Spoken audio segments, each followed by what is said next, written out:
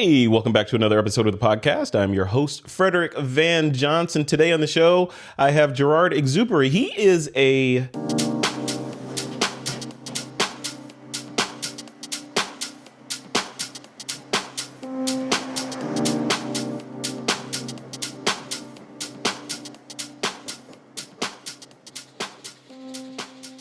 street photographer, although I want to call him a photojournalist. And we're going to talk about that, the differences between the two, street photography and photojournalism.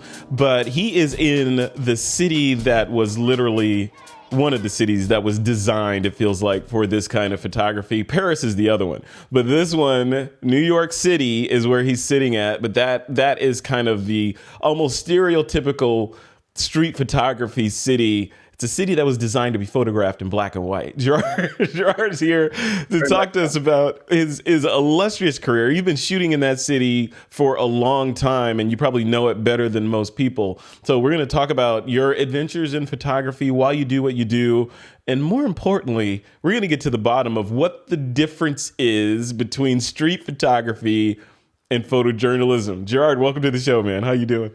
Hi, glad to be here.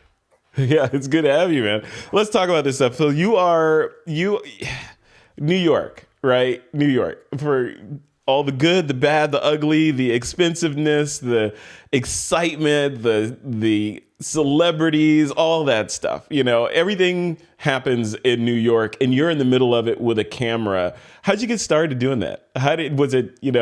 What was your Spider-Man radioactive spider moment of deciding to shoot the streets of New York City? You know, it was kind of a evolutionary thing in that at the time, the School of Visual Arts in Manhattan was one of only two schools in the country that was offering a BFA in photography. And for whatever reason, I decided that that's what I was going to do. And at about the same time that I applied there, I was exposed to Diane Arbus for the first time. And it just blew my mind. So I started attending school, and I think I call it the camera club aesthetic. You know, kittens, sunset, canoes, whatever. And it was just walking back and forth from the subway or walking uptown to the Port Authority, because I didn't live in the city at the time. Well, you know, it's right there in front of you. It's like this incredible stage you're on, and the actors just keep passing through on the stories. And, you know, I was compelled to do it. And I thought I was going to be like a fashion photographer. And after I assisted doing that for a while, and I saw how it was like a mile wide and an inch deep, I just decided that all I was going to do was street photography. And that's it. Yeah. See, that's interesting. It's interesting how people come to street photography or come to identify with a particular genre that they're going to shoot, because it's, you know, like you said, there's always different paths. This is why I asked the radioactive spider question. But, you know, for it to hit you and then for you to stick with it for what you said, you've been shooting in New York City or shooting for 40 years, this genre. 1975. Yeah, that's a while to stick with one genre. Have you ever been kind of, you know, tempted by the siren song of fashion or portraiture or anything like that? Well, I have made money shooting certain commercial things. You know, nothing notable really. And the only thing that I'm particularly proud of, or that I would want on my tombstone, is the street work. And yeah. I didn't set out to do that, really. I mean, I didn't know what I was going to do, and I was just a stupid kid from New Jersey, and it spoke to me. I'd always loved New York, always. New York, New York. So nice they named it twice. You know, I always loved New York, and I always had my camera with me. And that's what's great about this kind of photography is I am the most disorganized person in the world. I really have to fight for it. I have ADD. I've had that. I've known it almost my whole life. And but if you just bring your camera with you every single day, chances are you're going to use it. That's a good point. I want to talk about that. Thank you for that segue, because that's, we hear about that, and we see photographers walking around. I'm one of them, right? I'll walk around with this guy, and just take a picture every now and then. And then there's some people that don't. Some people just like, when I have to be in a mode to shoot, I got to be in that photography mode. Okay, I got my camera. I know I'm gonna execute this particular shot that I did from. As someone who's a veteran in the photography industry genre, notwithstanding or not specifically, but for the new photographers out there, should they be doing that? Should they be designing a shot in their head? Like, okay, I want to get this kind of shot. Or should they always be a photographer? Should they always be out there capturing stuff? I think if you're really good, you're just doing it naturally. I think that it can be learned. It depends on how you. It depends on a lot of factors, and one of the things I think about street photography is it has a lot to do with the photographer. What kind of upbringing did you have? What level of society? What kind of trauma? That makes you aware.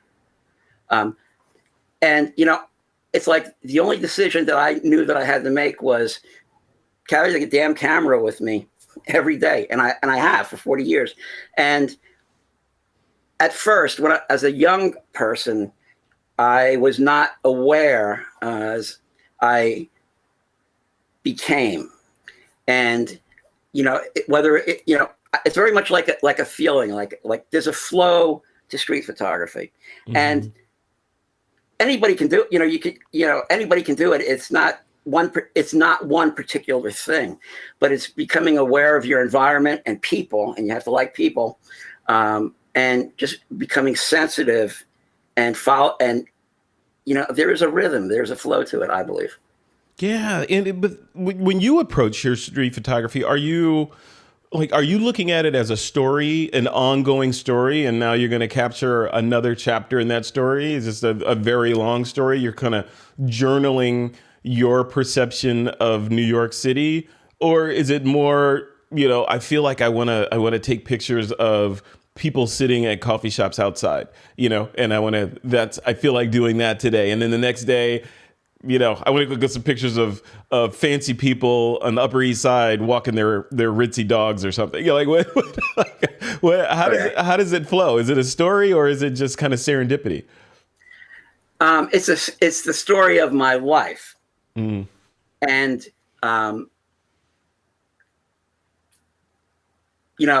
I never set out to say, "Oh, I'm going to shoot the pretty girls who hang outside the bar on Avenue A," or, I just don't.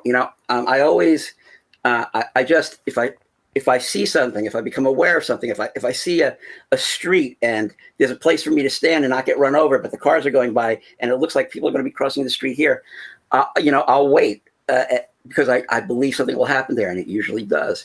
But no.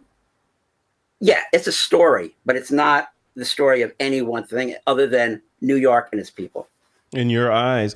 And New York, it's like we were talking about before. I mean, it's a city of many faces, right? The city's so nice to name it twice, right? But it could be depending on a lot of factors, depending on who you are, depending on your race, depending on your money, depending on your job, your aspirations. Are you an artist? Are you not an artist? The city can be different things to many people. So as you are a photographer, when you're operating in that city as a photographer, how do you feel comfortable or how can people that want to do that feel comfortable taking pictures of strangers in a city like that, where it's so diverse and you don't know if this person had a bad day or if this person doesn't want to be photographed, or, how do you jump over that leap other than just use a long lens, right? What's the best way?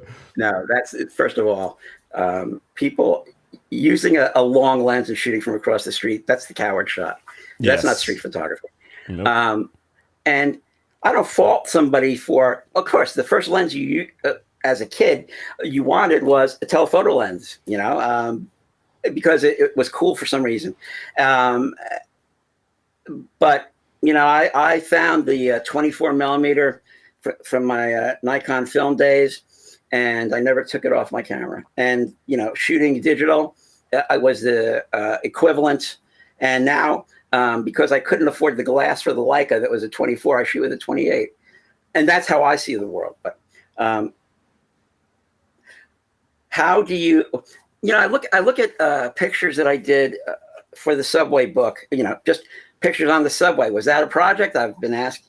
Well, in a way it was, because I rode the subway every single day. And as a result of that, I thought I wasn't going to have enough pictures for a book. I have like 5,000 usable images on the subway. And some of them, I asked myself, man, I must have had balls because some of the shots I took, and I remember a lot of them, and some of them make me feel bad because I feel like I made somebody uncomfortable. But I think in order to feel comfortable doing that, it really is a thought process. My photography I didn't start doing the pictures that made me happy until a very violent thing happened that I was involved in the city. And it was only after that I realized, well, what's the worst thing that can happen? Well, I already know what that is. And so, and also I remember specifically riding on the subway, sitting across from somebody and thinking, well, this is what I want to do. And if I don't start doing it, then it's just going to be one of those things that I thought I wanted to do and I never got a chance to or accomplish. And I kind of forced myself into making myself vulnerable. And I think that's the key. You have to be able to smile, to not be threatening to your subject. And it's very easy to do. And that often starts out with not ever even raising the camera, but just nodding to somebody, or you ask, hey, this is for, okay, do you mind if I take your picture? And if you're going to go that route, well, what's it for? Oh, it's for my class in photography or whatever. I used to sit with my Nikon. I had an F2 that, and I would sit on the subway and I'd be playing with it like, oh, what the hell is wrong with this thing? And the shot that I wanted was directly across. And so I would pull the pentaprism off the top because you could just look down on the focusing screen. And after a while, they saw me futzing around with my camera like I'm an idiot. But then I'm able to take a picture because they just think I'm screwing around with my camera and I'm not taking a picture of them. Yeah. So, but that was a way I didn't like working either. I mean, I really prefer the honest, direct route. Like, I got a camera, you're there. That's it. Yeah. Yeah. In street photography, how do like, I know that obviously the law is if people are in a public place, then they can be photographed. Right. So, yeah. All those rules don't apply on private property, et cetera. But in public places, in most places in New York, it's are public, right? You can take photos wherever you want. But do you ever find yourself in a situation where someone says, yeah, you take my photo, but I need a model release, or you feel like you want to give them a model release or anything? Have you ever had that happen? New Yorkers are too cool for that. They're too cool or cool? Yeah, they don't even give a shit. They're not going to ask, right? Whatever, take it. And it used to be. I remember walking around with a Nikon, and I used the motor drive for whatever the hell reason because it was cool. Sound good. And I was very special. I was the only person in the surrounding blocks, whatever, who was carrying a professional camera. And then everybody was carrying a camera. And, so there was that anonymity. Are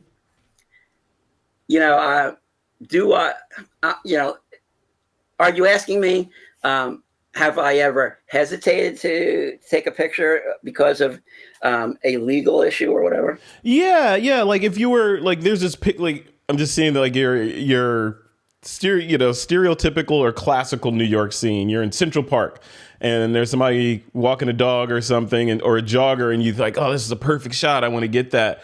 Do you depending on how far you are away from the person, do you feel like you want to give that person, or get a model release from that person because it's such a great face and they're recognizable, or if you're walking up to someone, you want to do a portrait of somebody leaning up against a building somewhere and you walk up to them, as part of that dialogue, do we need to exchange the model release, or do you just like, hey, can I take a picture? Yes, click, and then on and about your day?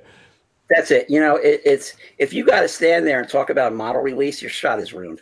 Yeah. It's like, why bother? My feeling always was that, and I'm probably wrong, that if somebody wanted to sue you for that picture in a series of, in a book of pictures on public property, whatever, that they would have to prove damage. And, I thought about that, but honestly, I don't really give a shit. I love it. I love it. I need that. That needs to be a T-shirt. Just that right there. Yeah. And, it's not a New Yorker thing. Although, the only thing New Yorker, I have found New Yorkers to be the warmest, kindest, gentle people. You do not waste a New Yorker's time. Yeah. That's the one thing that pisses them off. And I've had my share of run-ins with not nice people, but generally speaking, when you're if something has happened to you, you're in a jam, you need some help. I got hit in the head with a bottle once by some homeless guy, and it was incredible, the reaction of people walking on 7th Avenue who helped me. It was incredible. So I love New York. I love people. I like people in general, but New York, I have a warm place in my heart for New York. Yeah, if you love New York, or if you love people, then being at one of the most populous cities in the world, that makes sense.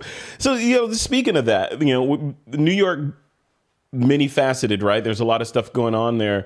As a photographer, photojournalist, that's like you said, documenting your life and your experiences and interactions with the city, that's got to come with some kind of, documentation of what's happening in the world, right? So politicians are always there during that season. Obviously, COVID's there in spades. We've got racial injustice and all those demonstrations and all that stuff going on. It goes on and on and on and on, right? There's a whole list of things. And this is not unique to New York. It's every city, right? So as a photojournalist / street photographer, do you point yourself in the direction of telling those stories, or do you tell the stories as they intersect with your life?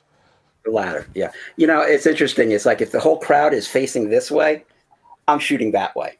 Yeah. I did work. There was a bank called Chemical Bank, and they had a creative services department that was on the 83rd floor of the World Trade Center, and I did photography for them. And the great thing about that was, I got to meet Mayor Koch, significant people in New York, and of course, I always had. First of all, it was the most incredible job because they equipped us, my friend Mark, who I mentioned earlier, they equipped us both with 2 F3s, with motor drives, any lenses we wanted, and they were yours to use and take home and do whatever.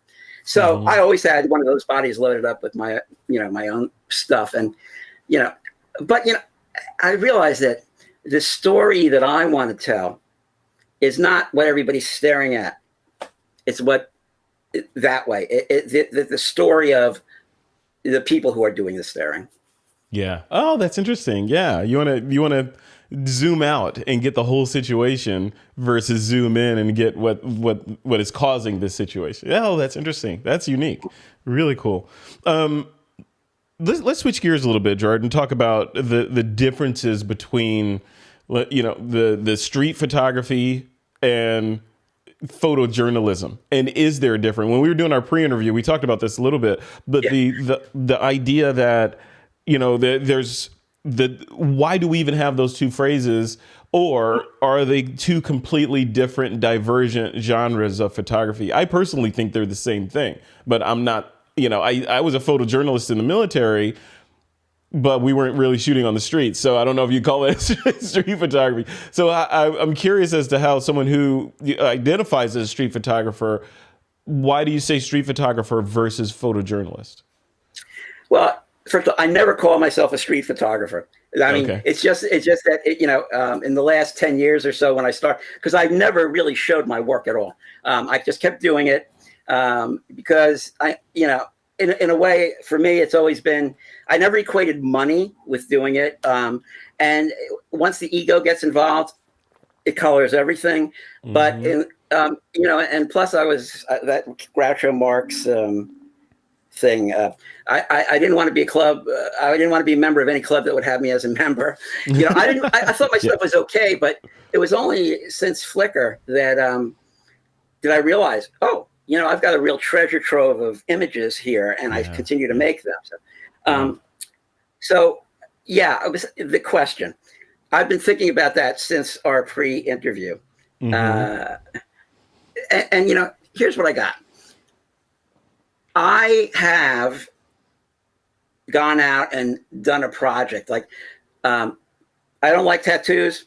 I mean, yes, I understand tattoos as part of a culture like, Japanese Yakuza, whatever. Mm-hmm. But, I don't understand this penchant that people have for using their bodies like it's a cocktail napkin to be scribbled on. Mm-hmm. And everybody else in my family, except my mom, had a tattoo of one sort or another.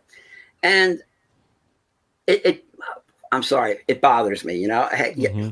It just does, hey, they're my pictures. I'm going to take whatever the fuck I want to take. So,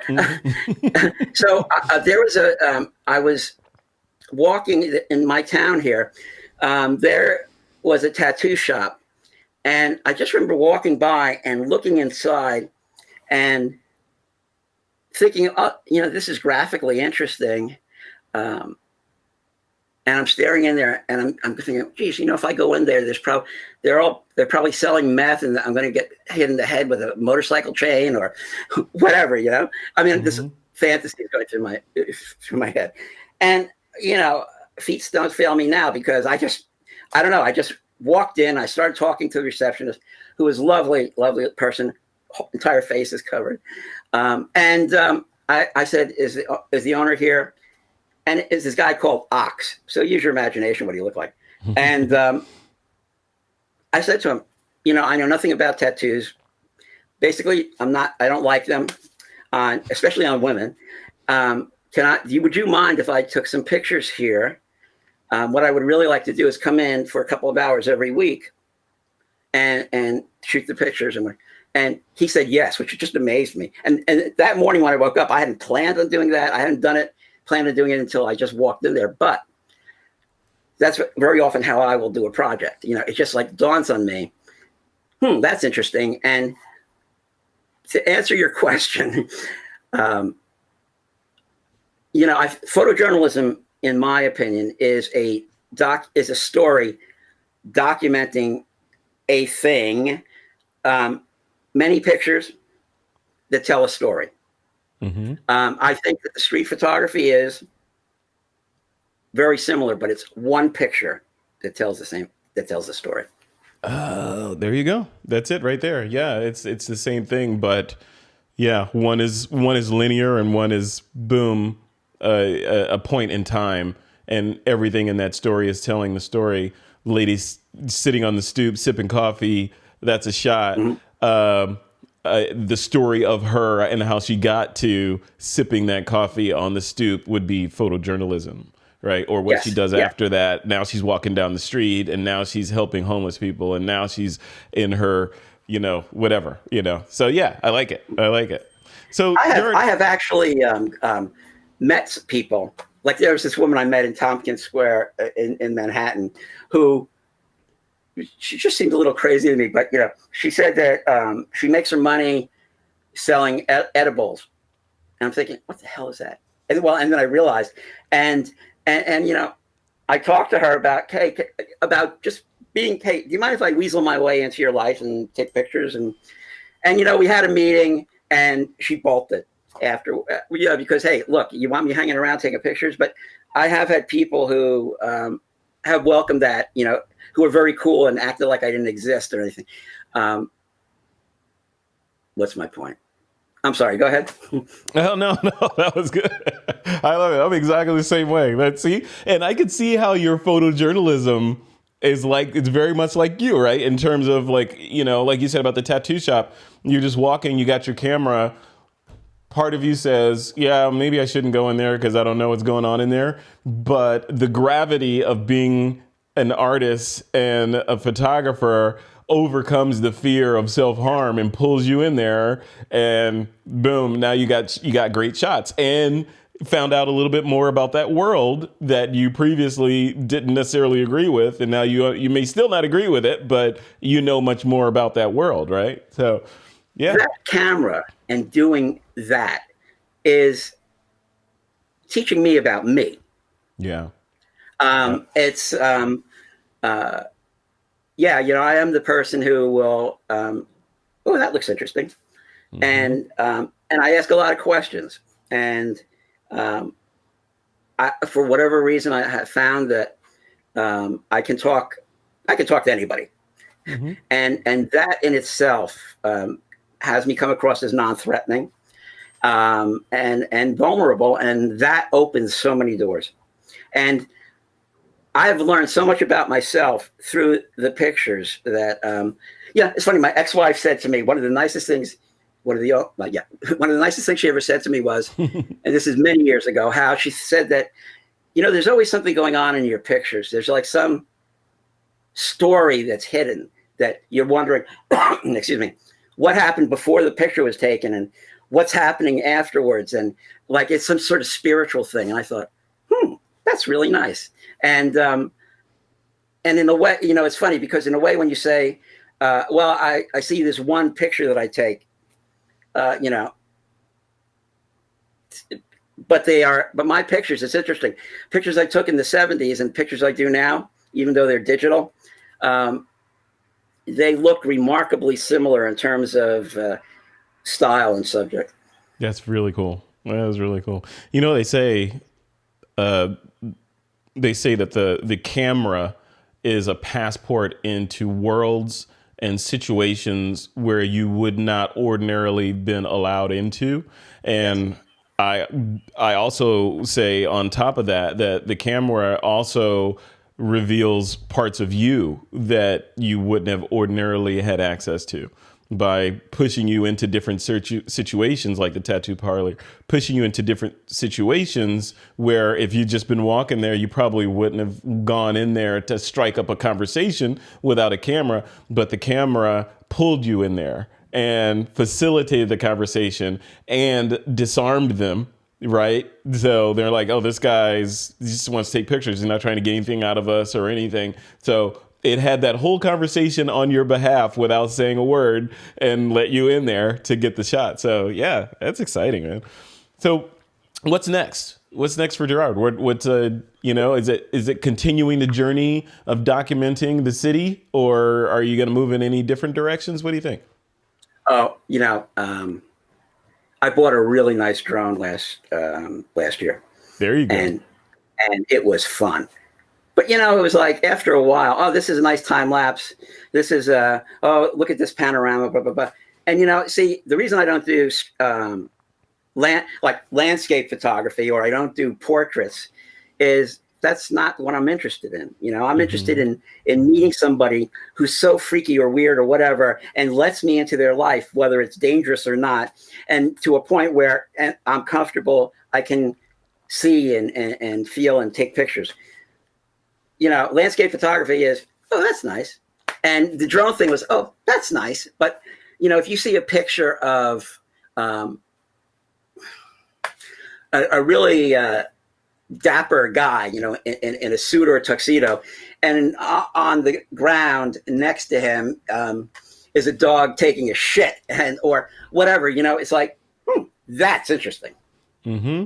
Yeah, yeah, and it's those things, and it's the fact that the camera reveals that stuff to you, or like without the camera, you'd be like, oh, yeah, that's interesting. On with your day. The camera presses pause on you and tells you to, hey, get over there, capture this. I'm hungry. Feed me. There's some food over there. I need some food on my sensor. Feed me.